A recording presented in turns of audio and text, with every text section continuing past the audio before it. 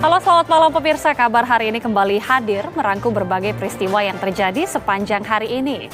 Bersama saya Gita Mahlika, inilah kabar hari ini selengkapnya.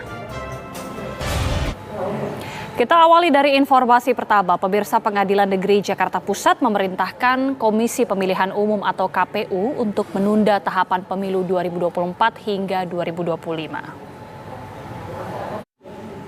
Komisi Pemilihan Umum akan mengajukan banding terkait putusan Pengadilan Negeri Jakarta Pusat yang mengabulkan gugatan Partai Prima untuk menunda tahapan pemilu 2024 hingga Juli 2025. Ya, putusan PN Jakarta Pusat menuai kritik dari sejumlah tokoh politik, termasuk Ketua Umum PDI Perjuangan.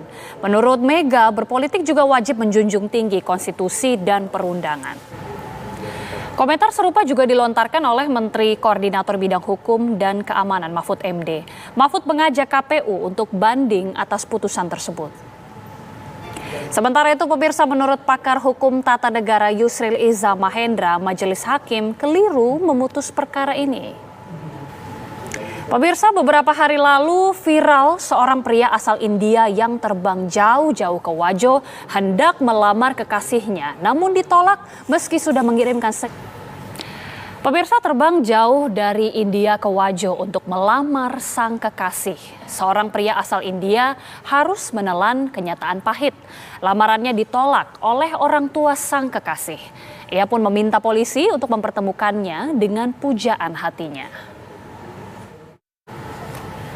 Pemirsa, video pria asal India yang ditolak lamarannya oleh gadis asal Wajo ini viral beberapa waktu lalu. Namun apa yang sebenarnya terjadi? Pemirsa, malam hari ini sudah bersama kami saat ini. Syarifah bersama kami untuk berdialog di kabar hari ini. Kabar bagaimana, Mbak? Alhamdulillah. Asif Ali ya. Seperti apa ya, Mbak, awal mulanya? Ya. Di grup, Iya. kan dia ini asalnya dari India ya, Mbak, ya. Artinya memang grup itu ada berbagai macam warga negara dan komunikasinya berjalin memang secara sosial media terus ya awal mulanya. Pemirsa, sesaat lagi di kabar hari ini, penyidik Polda Metro Jaya menetapkan Agnes sebagai Pemirsa, penyidik Polda Metro Jaya menetapkan Agnes Gracia sebagai salah satu pelaku penganiayaan. Polisi menemukan mereka yang terlibat kasus ini telah memberikan keterangan yang tidak benar kepada polisi.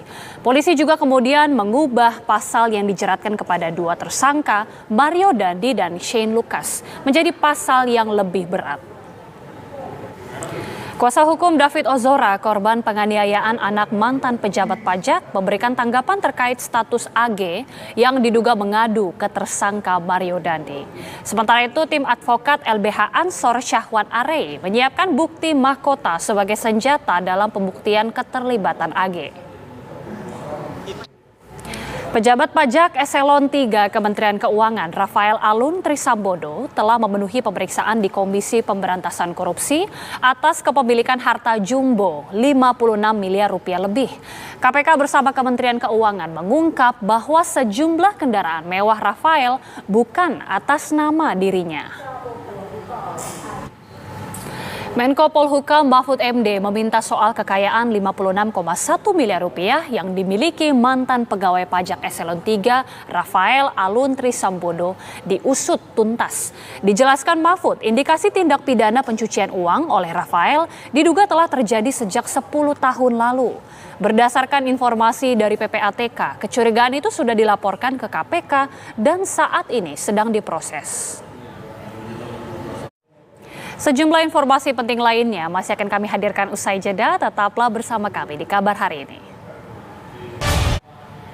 Kembali bersama kami di kabar hari ini. Pemirsa, safari para tokoh politik semakin gencar dilakukan oleh tokoh politik potensial Capres 2024.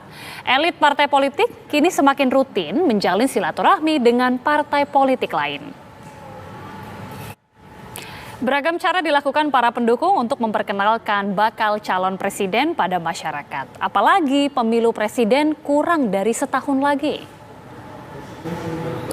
Koalisi perubahan yang terdiri dari Partai Nasdem, Demokrat, dan PKS telah sepakat untuk mengusung Anies Baswedan sebagai calon presiden 2024. Suara ketiga partai telah memenuhi syarat ambang batas untuk mengusung pasangan calon presiden dan wakil presiden mendatang. Namun ketiga partai belum juga menggelar deklarasi bersama dan menentukan calon wakil presiden pendamping Anies. Unjuk rasa menuntut tanggung jawab operator kereta atas. Pemirsa, pengunjuk rasa bentrok dengan polisi anti huru-hara di kota Athena, Yunani. Bentrok terjadi sebagai buntut dari insiden dua kereta yang bertabrakan hingga menewaskan 43 orang.